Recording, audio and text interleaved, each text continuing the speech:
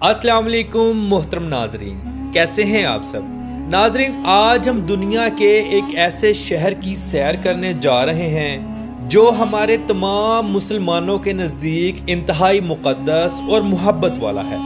आज हम अपने प्यारे आका मुहम्मद मुस्तफ़ा सल्लल्लाहु ताला अलैहि वसल्लम के प्यारे शहर मदीना की सैर करने जा रहे हैं। इससे बढ़कर हमारे लिए कुछ अहम नहीं कि हमारे प्यारे आका मुहम्मद मुस्तफ़ा सल्लल्लाहु अलैहि वसल्लम का रोज़ा मुबारक वहाँ मौजूद है।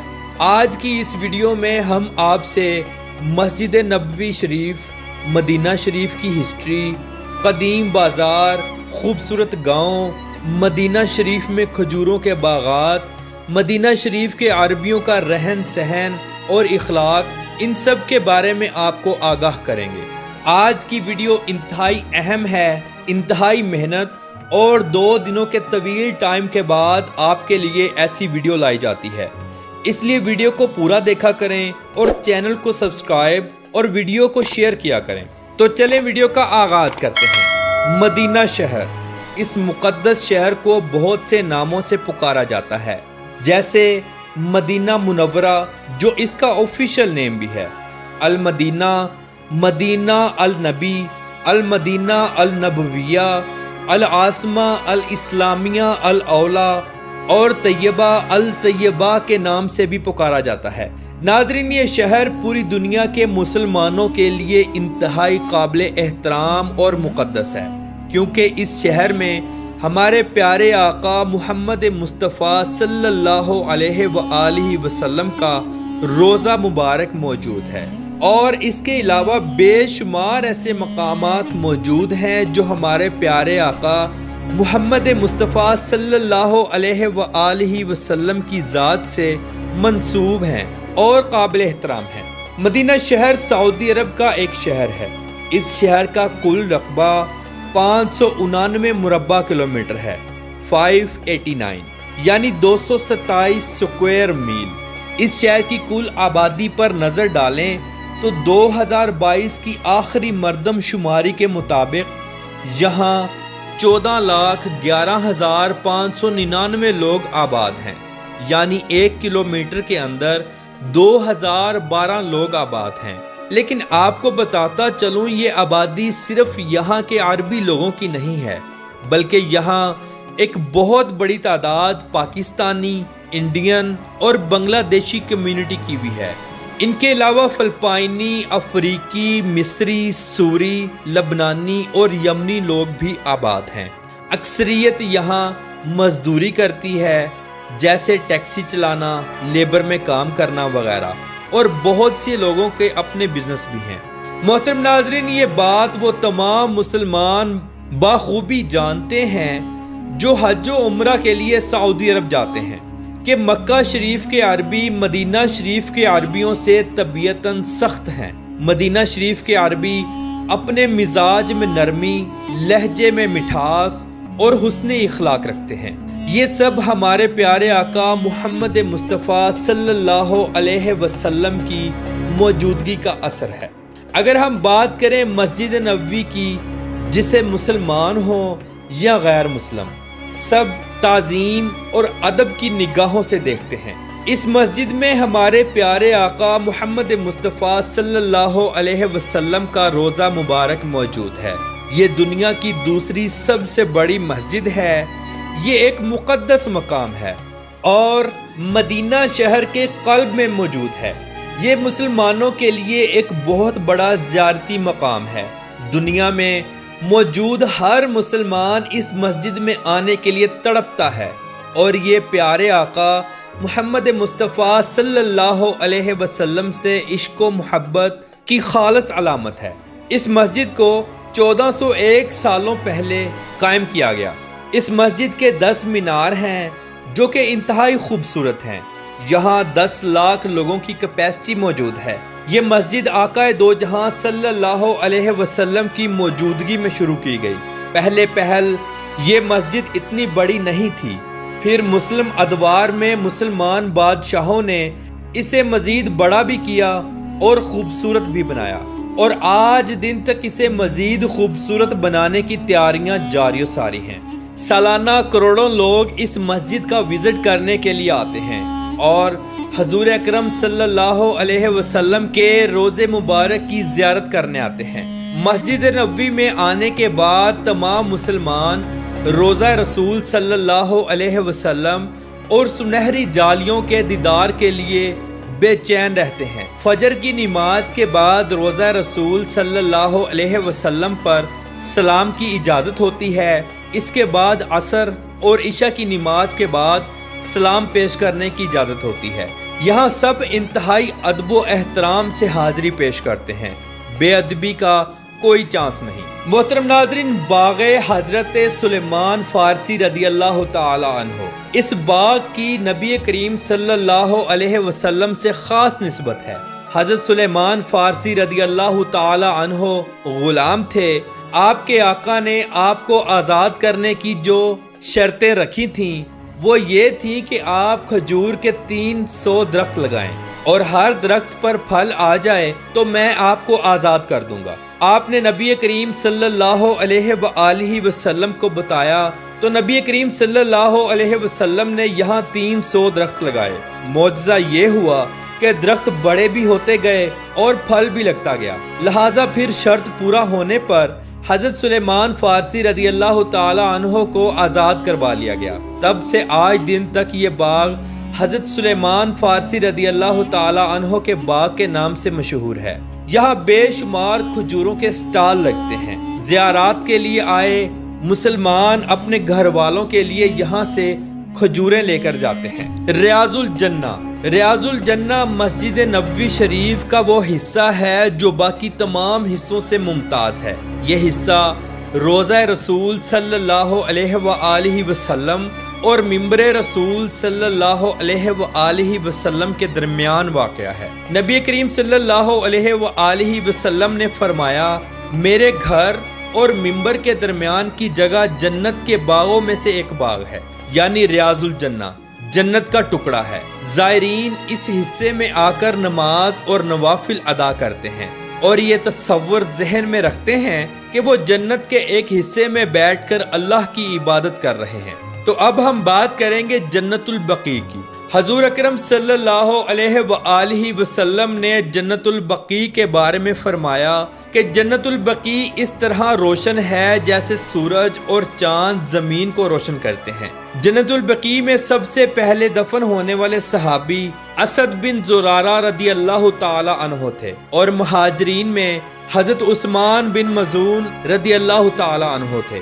جنت البقیع میں حضرت محمد صلی اللہ علیہ وآلہ وسلم کے اہل بیت، آپ کے صاحبزادے، صاحبزادیاں، ازواج مطہرات، حضرت امام حسن رضی اللہ تعالی عنہ، حضرت عثمان غنی رضی اللہ تعالی عنہ اور کم و بیش 10,000 صحابہ اکرام یہاں مدفون ہیں۔ جنت البقیع قبرستان دنیا کے پرانے قبرستانوں میں سے ایک ہے اور مسلمانوں کا سب سے پہلا قبرستان ہے۔ مسجد الغمامہ، یہ مسجد اسلامی تاریخ کی قدیم ترین مسجد ہے۔ نبی کریم صلی اللہ علیہ وآلہ وسلم اس مسجد میں عید ادا کیا کرتے تھے۔ اس مسجد کے بالکل پاس حضرت ابوبکر صدیق رضی اللہ تعالی عنہ اور حضرت علی رضی اللہ تعالی عنہ کا گھر مبارک بھی ہوا کرتا تھا۔ ایک دفعہ کچھ صحابی رسول صلی اللہ علیہ وآلہ وسلم آپ کی خدمت میں حاضر ہوئے اور عرض کی، ہمارے علاقے میں بارش کی دعا کریں۔ نبی کریم صلی اللہ علیہ وآلہ وسلم نے اسی مسجد میں بیٹھ کر بارش کے لیے دعا کی۔ بارش 7 روز تک مسلسل چلتی رہی۔ صحابہ اکرام دوبارہ تشریف لائے اور حضور اکرم صلی اللہ علیہ وآلہ وسلم سے درخواست کی کہ دعا کیجئے بارش رک جائے۔ تب بھی حضور اکرم صلی اللہ علیہ وآلہ وسلم نے اسی مسجد میں بیٹھ کر دعا فرمائی تھی اور بارش رک گئی تھی۔ محترم ناظرین، مسجد قباء یہ اسلام کی پہلی مسجد ہے۔ جب حضرت محمد صلی اللہ علیہ وآلہ وسلم مکہ سے مدینہ شریف تشریف لائے تو آپ نے اس مقام پر قیام فرمایا اور مسجد قباء کی بنیاد رکھی۔ اس مسجد میں جو بھی مسلمان 2 رکعات نفل ادا کرتا ہے اسے مقبول عمرے کا ثواب ملتا ہے۔ آپ جب بھی مدینہ شریف جائیں تو یہاں ضرور آ کر 2 نفل ادا کریں۔ مسجد نبوی شریف سے مسجد قباء تک کا آپ پیدل سفر بھی کر سکتے ہیں۔ اس کے لیے گورنمنٹ نے پراپر ایک پیدل ٹریک بھی بنایا ہوا ہے۔ مسجد قبلہ تین، اس مسجد کے معنی 2 قبلوں والی مسجد کے ہیں۔ نبی کریم صلی اللہ علیہ وآلہ وسلم جب مکہ شریف میں تھے تو خانہ کعبہ کی طرف رخ کر کے نماز ادا کیا کرتے تھے۔ جب آپ مدینہ شریف تشریف لائے تو اللہ رب العزت کی ذات نے آپ کو بیت المقدس کی طرف رخ کر کے نماز ادا کرنے کا حکم دیا، لہٰذا آپ بیت المقدس کی طرف رخ کر کے نماز ادا کرتے، مگر آپ کے دل کی خواہش تھی کہ خانہ کعبہ کی طرف رخ کر کے نماز ادا کی جائے۔ پھر ایک دفعہ ظہر یا عصر کے وقت نماز کی حالت میں آپ نے اپنا چہرہ مبارک بیت المقدس سے پھیر کر خانہ کعبہ کی طرف کر لیا تھا۔ اس دن ایک ہی نماز 2 قبلوں کی طرف منہ کر کے ادا کی گئی تھی، اسی لیے اس مسجد کا نام قبلہ تین رکھا گیا، یعنی 2 قبلوں والی مسجد۔ ناظرین، اب ہم بات کریں گے مقام بدر کی۔